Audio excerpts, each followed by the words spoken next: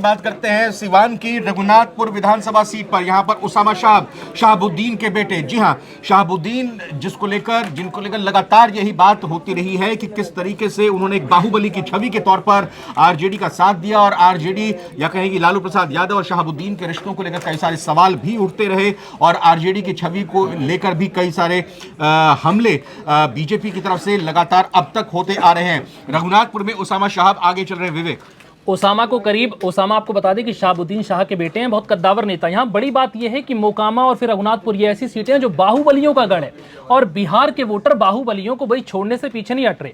उन्होंने ये साबित कर दिया है कि वो बाहुबली हो, चाहे कुछ भी हो, चाहे जेल से चुनाव लड़े, चाहे घर के बाहर से, भाई हम वोट तो देंगे। क्योंकि ये स्थिति बता रही है शहाबुद्दीन साहब के जो बेटे हैं ओसामा साहब, उनको करीब 12,867 वोट मिले हैं। ये तीसरे राउंड की गिनती के बाद है। ये अपने प्रतिद्वंदी से करीब 1376 वोटों से आगे चल रहे हैं। वही जनता दल के जो विकास कुमार सिंह हैं, उनको 11,491 वोट मिले हैं, जो दूसरे नंबर पे हैं।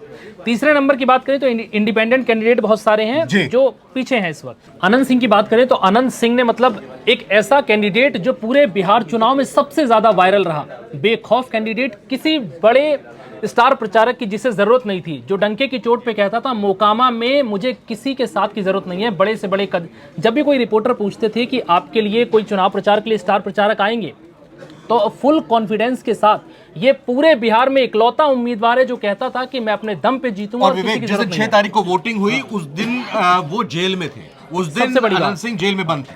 और आप हैरान होंगे कि अनंत सिंह सबसे आगे चल रहे हैं मोकामा से, और थोड़े बहुत वोटों से नहीं, 32,552 वोट अब तक मिल चुके हैं। और ये अपने प्रतिद्वंदी वीणा देवी यानी कि आरजेडी की वीणा देवी से करीब 9,665 वोटों से आगे हैं।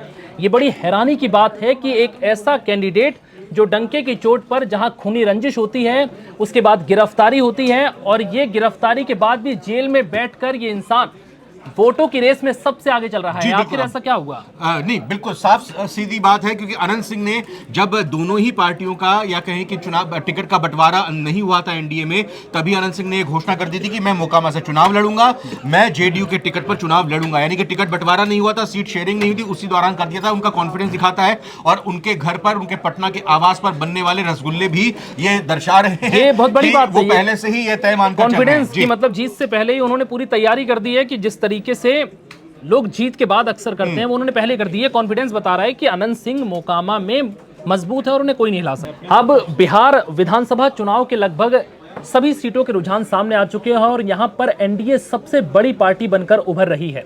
एनडीए की सरकार बिहार में बनती नजर आ रही है और ये रिकॉर्ड तोड़ बहुमत के साथ है। ऐसा पहली बार हो रहा है कि 180 सीटें ये क्रॉस कर रही है एनडीए रुझानों में, और वहीं इंडिया गठबंधन है जो आरजेडी पार्टी है वो बहुत बुरी तरह पिछड़ती नजर आ रही है।